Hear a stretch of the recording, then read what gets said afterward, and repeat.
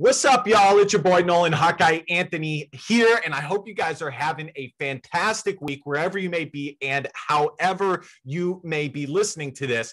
Recently, or today rather, Iowa received a commitment from in-state offensive lineman or offensive tackle Kale Krogh, who checks in rather at 6'6", 265 pounds. This is a huge commitment for the Iowa Hawkeyes. And before we get into that analysis, I want to mention going to 247hawkeye.com. And I would like to ask you to consider hitting that subscribe button and checking in so that you don't miss any video that I put out. It really means a lot, probably more than you realize. And it is a huge way for me to hang out with you guys. I live all the way in California, so it's very difficult for me to just chat it up about Iowa sports. So it really helps me out and allows me to chat with you guys when you hit that subscribe button. It's funny. I started doing this a couple of years ago and would record live on Facebook and Periscope, and the videos did well. Probably should have put those on YouTube much sooner, but here we are, and it's all good. And also, I put out a podcast every Wednesday, the NHA Podcast. You should check it out. I'll put the link in the description. You can find it on any audio platform that you see fit.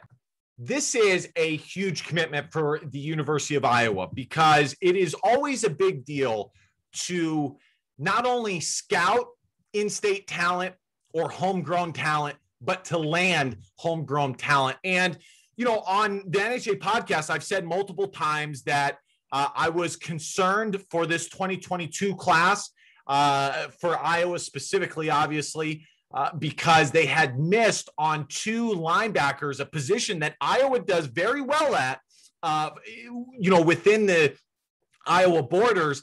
And the bottom line is that the amount of Power 5 talent that Iowa on average has is about, I would say, 7 to 8 guys, but the amount of talent that is good enough to play at Iowa on average is probably about anywhere from 4 to 6 guys. It's not very many. The 2021 class was an outlier completely with 13, I believe, well, let's just say 10 plus guys being good enough to play at Power 5 schools. That doesn't happen very often. So it is important for Iowa year in, year out to land in-state talent and to keep that talent at home, obviously playing for the University of Iowa. So I was a little bit concerned, but obviously, and this is my second point, it's early in the process, and the recruiting process has sped up so much that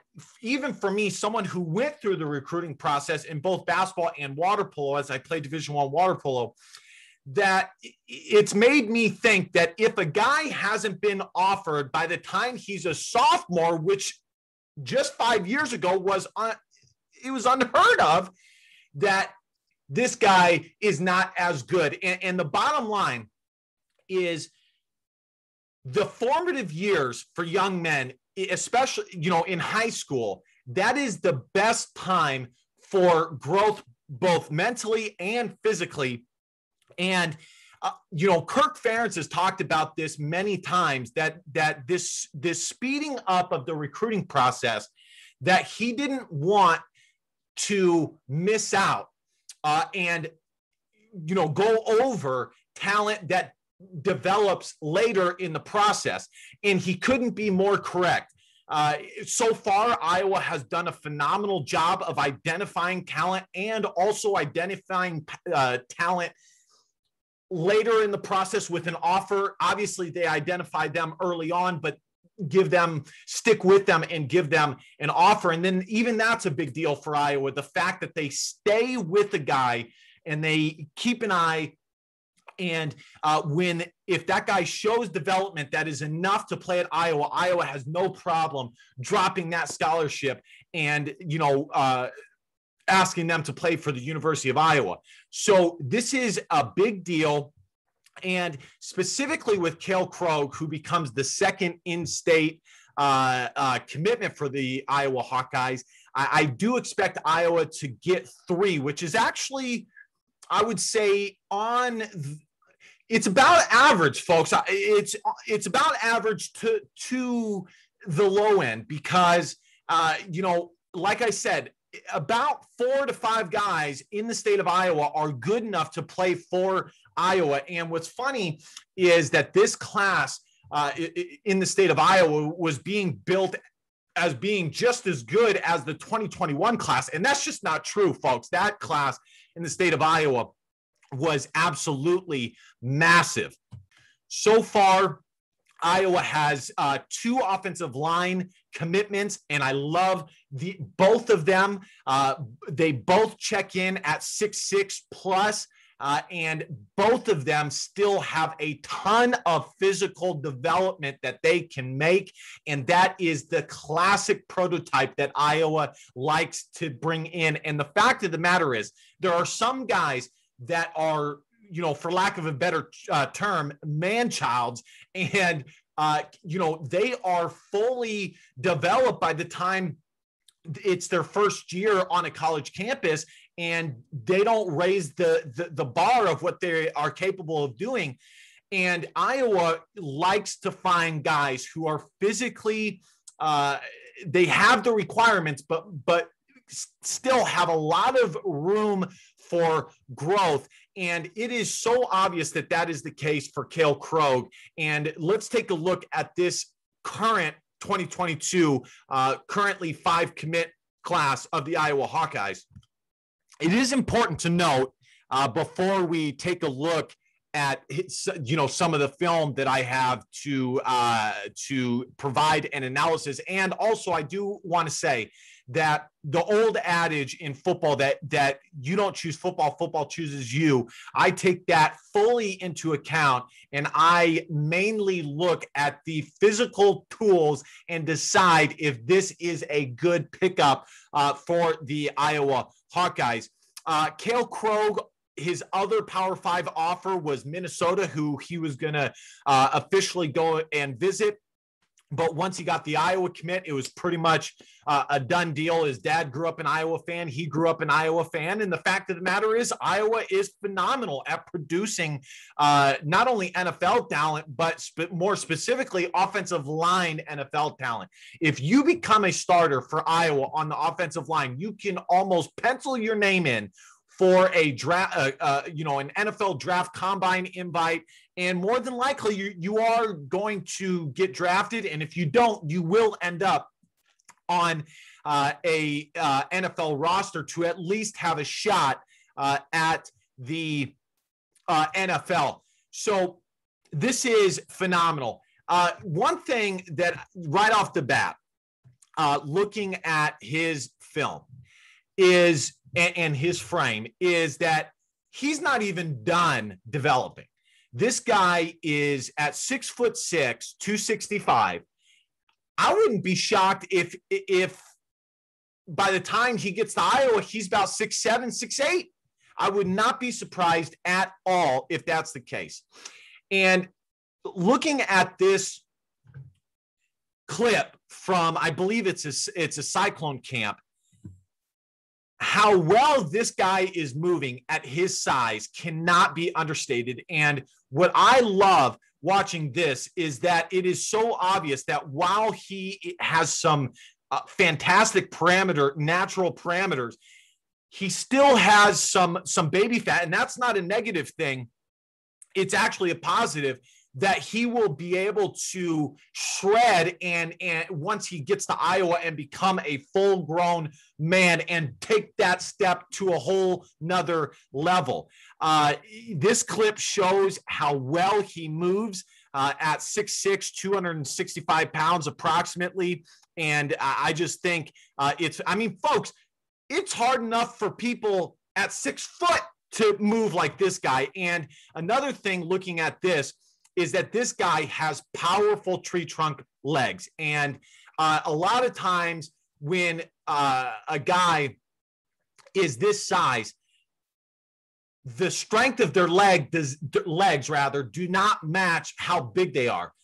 They are massively less they are massively not as strong as their frame indicates. And this is not the case. I mean, you can see the power that he has in his legs in this agility workout. And I love this clip.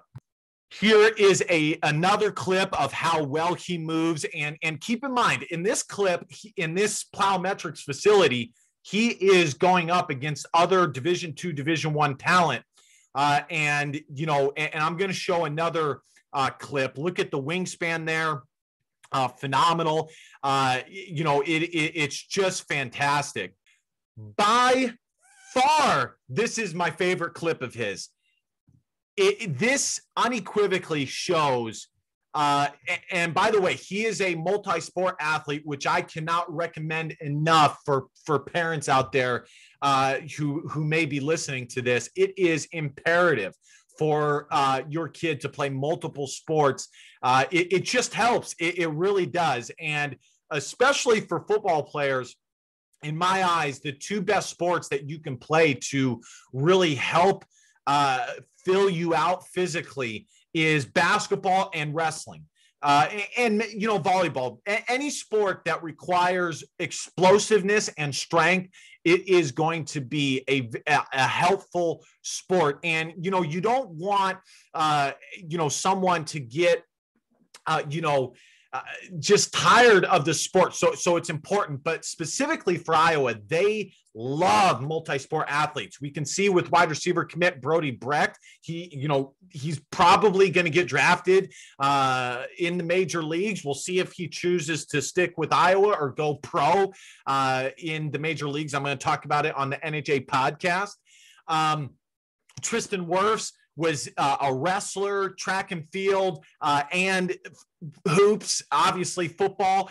Tyler Linderbaum, same thing, basketball, wrestling, and track and field. It is very important. And, specifically for Mr. Krogh here, I love the ball skills that, it shows in the steal that he gets. And then with this, you can see him running the floor. And obviously the dunk is the best part. It shows his explosiveness, but it is imperative, especially at Iowa, for an offensive lineman to be able to move, get a move in, big fella. It is imperative in the zone scheme. And I think you can see that clearly in this little clip here. And like I said, I love the steal that he got. And I think that the dunk shows how explosive he is. I mean, folks, at 6'6", 260 pounds, that's a lot of weight to get up to a 10-foot rim and dunk it. It wasn't until two of my high school basketball teammates played Division I football. One was a quarterback. He went to Oregon, and Jake Rodriguez. The other one was a tight end and went to USC, Jalen Cope Fitzpatrick. You guys can look them up. Number one, the quarterback, he struggled dunking, and he was like a 4'6" guy. But the tight end at 6'5", he couldn't dunk consistently until our senior year. I'll put it to you guys this way. It was easier for me to dunk because I didn't have as much weight to get up there to the rim. So, that's just the way it is. And that clip right there unequivocally shows and proves to me that this kid is explosive. And the fact of the matter is he's not even a senior yet. He still has some baby fat on him, and he still has a ton of development before he even gets to Iowa, let alone what Iowa is going to help him do. And I think that cannot be stressed enough. This is by far my favorite clip of his. He's going up against other Division I talent. And there are he has some football tape on here, but again, what I'm looking for are athletic, is athletic tape, because I want to see those things working out. And folks, here's the deal.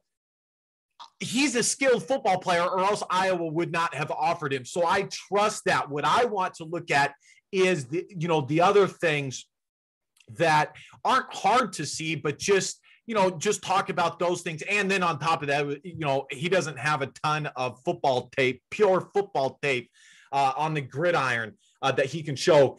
In this, folks, he's going up against Division II and Division I talent. And I'll put it to you guys this way. That's the top 5% of the population athletically that he's going up against here in this plyometric facility. And one thing, there's a couple things that stick out. One is I think he moves fantastically well for a guy his size. And secondly, I think the competition that he's going up against and the control that he has shows his tree trunk, strong legs in motion and in practice. Like I said, it is imperative for a big fella to be able to move, not only at the Division I level, but especially at Iowa. And folks, the guy that he keeps going up against, the guy in the yellow shirt here, has Division I offers at defensive tackle. So, and I love it. I think it is incredible. Now, looking big term, I think that he will 100% become a top 5 state of Iowa talent. I fully believe that. Maybe 6th. I'd put him in the top 5 right now in the state of Iowa. He checks in at 7 right now, but I'll put it to you this way. Guys that have come out of the state of Iowa in previous classes that have been ranked higher than him, to me, he shows all of those skills and physical traits. Looking at Iowa, big picture, for Iowa specifically, it is huge and crucial for them to land talented offensive line prospects, and they're already almost there. The previous Iowa offensive line coach, I'm blanking on his name, right? Tim Polasek, who is now offensive coordinator at Wyoming, recruited the offensive line position really, really well. And George Barnett, who came from Tulane, who's Iowa's offensive line coach now, has, in my eyes, done a great job in identifying talent and then also getting that talent to commit. He's already done a fantastic job. 2 of the commitments are his guys. And he was recruiting Mr. Krogh here at Tulane. And so that is huge, And the fact of the matter, I think Iowa will take 1, maybe 2 more offensive line prospects. We'll see. But I do think definitely 1.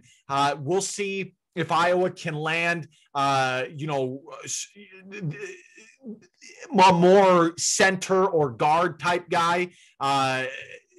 When it's all said, hopefully they land Carson Hinsman out of Wisconsin, but there is a lot of competition for his services. Either way, this is huge. Iowa can focus on the other positions now. They're already almost done with probably the second or third most important position behind quarterback, which is the offensive line. Might even be the most important position for Iowa in general.